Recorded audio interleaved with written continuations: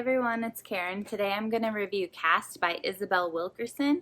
It is coming out on August 4th. So before I go into the review, I just want to give you a little background on myself and my experience as a white woman. So I grew up in a town where we actually had 400 students in our class and only 2 were black, and we didn't even get the second black student until our senior year. I know that our world is very Eurocentric, but I did not realize that because I was in it. I was in it so deep. I didn't know that there was anything different, I guess. And so when I thought about racism, I never saw it for myself because I wasn't around it. And so I kind of thought that it's actually more of classism. I thought that poverty was the real issue and people were blaming it on racism when that was not, in fact, true. Well, I have grown a lot since then. One of the things that happened to me was I got a job in a school where I would say 95% probably of the students were black.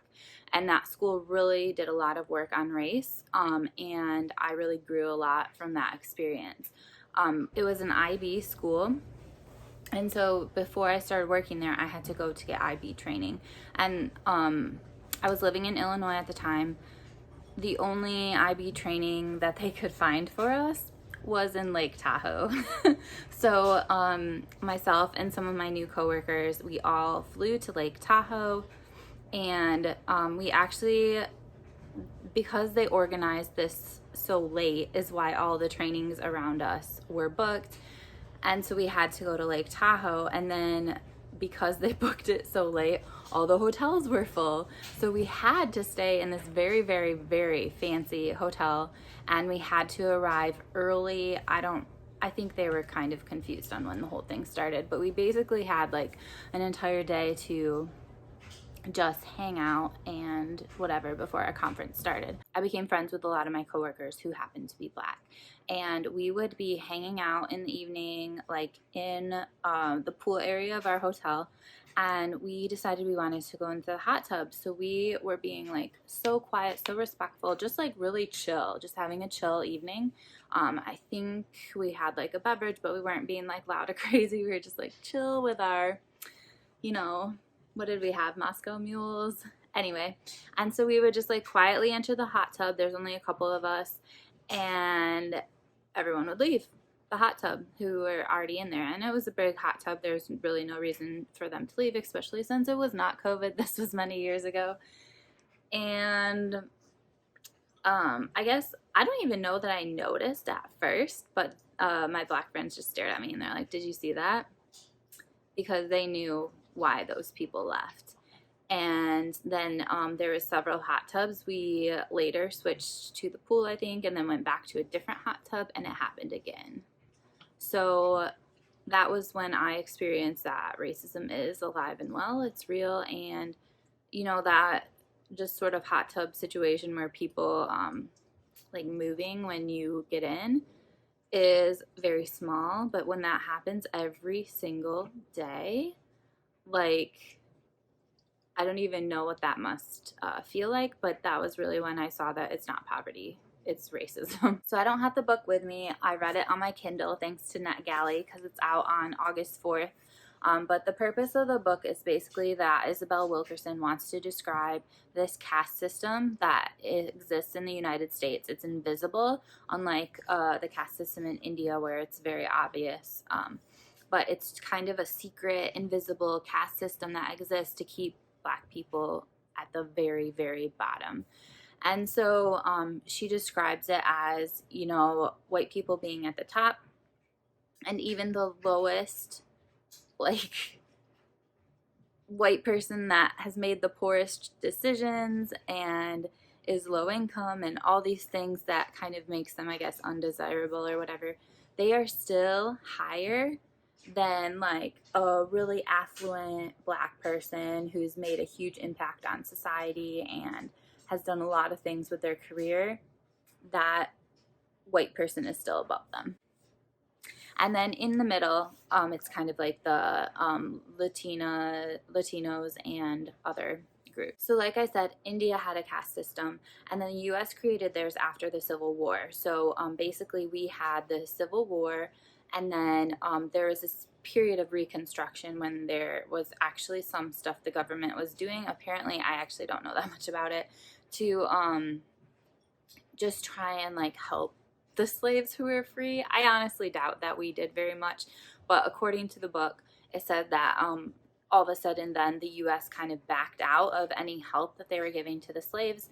So that's when this caste system started to keep them down so that they couldn't become our equal. One thing I thought was interesting is she described how Germany actually also created a caste system, and this was during World War II when they had like the Holocaust and when they were mistreating Jews. So when Hitler and the other people on his team, the other Nazis, when they were trying to think of a way to get everyone to turn against Jews and to really support the Nazi party, they looked to the US. We were their role model. So then they were designing their caste system. They thought that we were doing an amazing job and we were who they wanted to look for. I find that interesting because I think a question that comes up a lot is like, what would you do if you're in World War II? I think that all these novels have really been popularized for children and for adults that are like Holocaust, World War II, sort of like spies or Jews being hidden. And I think reading those, you're like, listen, this is what I would do. I would not let this happen. This is wrong. But we're in that right now. Really, it's kind of secret in some ways. I think it's pretty visible, but it depends on your ability to see it. If you see what's happening, if you see the connection between other historical events, and like, what are you going to do about it? This is your chance. This is your chance to show what you would do in a situation like what was going on in the Holocaust. And so one of the quotes Isabel Wilkerson says is, "Few problems have ever been solved by ignoring them." So the book started by giving the outline of the caste system and describing that more. And then it went into like personal stories of Black people being mistreated or not having the same opportunities. One of the things that I thought was heartbreaking was this story of this little boy who was on like a baseball team, and his baseball team won some amazing competition. And so the coach decided to take all of them. This was in the past. I want to say it was like in the 60s. I don't know. I would have to look back. But anyway, the coach took all the boys to a pool to celebrate, have snacks, swim. Well, they wouldn't let the Black child into the pool. And the coach did not even think about that when he brought them all there. So he chose to stay, even though the Black child couldn't swim. And basically, this little boy had to sit on his beach towel outside of this fence because they would not let him in. And his friends and coach and parents, the actual child's parents were not there, but other parents were there. They would come and like keep him company, chat with him, but then they'd go swim, and then someone else might come and visit with him. This poor kid is just like basically by himself.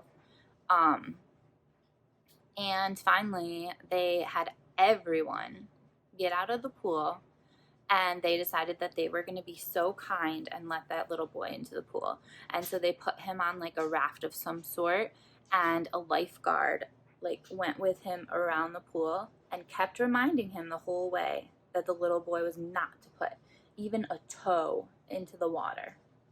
And when he made one lap around the pool, he got up, he went back to his towel, and that was that. It just like absolutely broke my heart about what that kid must have been feeling. And I guess the coaches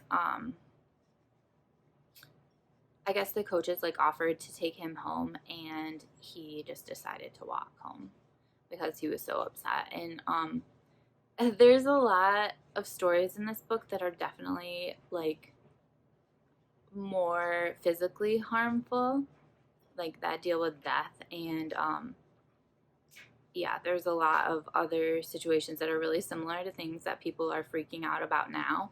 And rightfully so, they should be freaking out about them now, but like they've happened before too. Um, but it was that more emotional harm that that little boy suffered with the pool situation that really got to me. Then the book also went into like a whole bunch of stats. Two of the stats that really stuck with me, one, they were talking about hiring like processes and procedures and just the stats of who gets hired. And what they were saying is that a white person who has a felony is more likely to get hired for a job than a black person who has no criminal history. Um, I don't even know what to say because that doesn't seem right at all. And whatever. The other thing that I thought was really interesting, they were talking about schools while they were segregated, which I think they are still segregated, but we can talk about that some other time.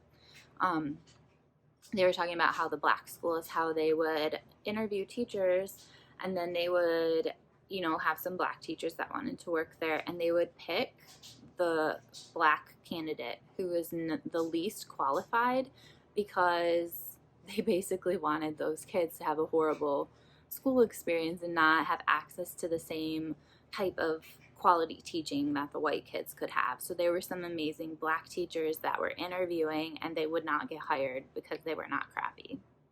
There was a quote in the book that I thought was interesting to share too, and this is something that some of my friends from that school I worked at mentioned before. They talked about how there was so much pressure all the time to be better than anyone else because their better than anyone else was like still not good enough.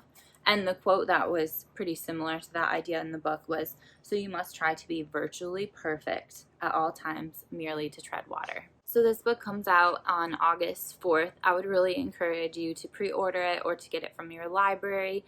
I was thinking about waiting to share this video until it was closer, but I think that this is something that's on everybody's minds now, and I just want to like let you know that this book is coming, that it's really good. I gave it 5 out of 5 stars.